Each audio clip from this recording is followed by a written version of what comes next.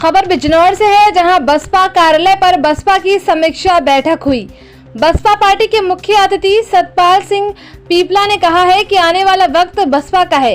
पदाधिकारी कार्यकर्ताओं को सम्मान करें, कार्यकर्ता ही रीढ़ की हड्डी हैं। आने वाले विधानसभा चुनाव में बहन मायावती जी 5वीं बार मुख्यमंत्री बनेंगी। बिजनौर से संवाददाता मुजाहिद फारूकी की खास रिपोर्ट। अभी पिछले चुनाव हुए हैं, अभी विधानसभा का चुनाव भी हुआ है और लोकसभा का भी चुनाव हुआ है।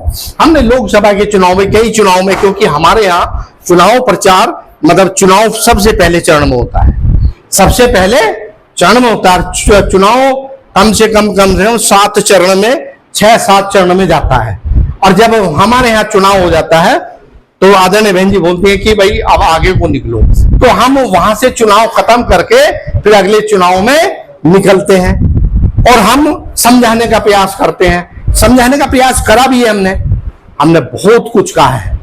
हमने खासतौर से मुझे, जैसे मुस्लिम हमारे कैंडिडेट थे, मुस्लिम बस्तियों में जा करके नुक्कड़ सभाई की और नुक्कड़ सभाई में करके हमने जो है वहां बहुत बातें बताई हैं कि भाई आप अगर देखिए, आप 3.5% को अगर वोट ना दे, आप 4% को अगर वोट ना दे, भाई यहाँ यादव कितने परसेंट है? 3-4% है। अब जो 3-4-5% है यहाँ, तो वो हमने मुस्लिम समाज को, खासतौर से हमने मुस्लिम समाज में जाकर के ये बातें बताई, भाई अगर तुम 4% 5% को वोट नहीं दे तो आप 25% को वोट दें। आदरणीय बहन जी 20-25% को जो है यहाँ निश्चित है वोटिंग है आदरणीय बहन जी का, तो आप उसको वोट करें। अब ये क्या है, देखिए 20% आपका हुआ, 25% हुआ तो 45% बैठता है, और वो 5% और 20% अगर तुम पूरा भी दे दो, तो 20-25% बैठता है, उस पर सरकार नहीं बनती है।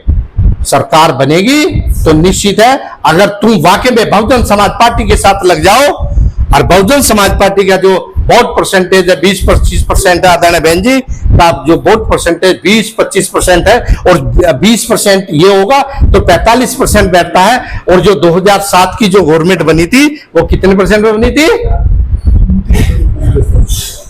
30 ही मान लो, कोई बात नहीं, 29-30% में हमारी सरकार बनी थी, तो वो तो बहुत ज्यादा बैठता है। हमने कहा है कि भाई हमने बहुत समझाने का प्रयास किया, लेकिन माने नहीं, एक तरफ चलते गए, जिससे ये नुकसान हुआ है। अभी देखो यहाँ एक गठबंधन बना, इंडिया गठबंधन में जब गठबंधन बना तो वहां एक व्यक्ति जो गठबंधन बना रहा था, जिसने गठबंधन बनाया, वो लखनऊ में आया। लखनऊ में आके अखिलेश जी से मिला। अखिलेश जी से मिलने के बाद क्या लगा, मैं आदरणीय बहन जी से मिलूंगा, मैं आदरणीय बहन जी के पास भी जाऊंगा। अखिलेश ने कहा कि हम बहन जी को नहीं चाहते हैं। वो वहां से वापिस हो गए, वो बिहार भी गए, वहां भी उन्होंने मना कर दिया कि बहन जी को हम नहीं लेंगे। भाई बहन जी को नहीं लेंगे तो उसने क्या किया, गठबंधन बनाया, सब लोगों के पास गया, सभी जितने पार्टी के मतलब जितने दल थे सभी के पास गए, और उन्होंने फिर क्या करा कि अगर तुम आदरणीय बहन जी को नहीं लोगे तो तुम भारतीय जनता पार्टी को हरा नहीं सकते। और वही हुआ कि भारतीय जनता पार्टी जो है बगैर बहन जी के हार नहीं सकती। तो देखिए, लोग कहते हैं कि बहन जी गठबंधन करे, वो चीज अलग है। आदरणीय बहन जी को सम्मान, देखिए बहन जी सम्मान चाहती है, मान सम्मान से कोई समझौता नहीं करती है। देखिए जैसे अभी देखो, आपने देखा पिछली बार जो है आदरणीय बहन जी ने राज्यसभा से इस्तीफा दे दिया। वो क्यों दिया? राज्यसभा से इस्तीफा दिया, क्यों दिया? इसलिए तो दिया कि दलितों पे अत्याचार हुआ।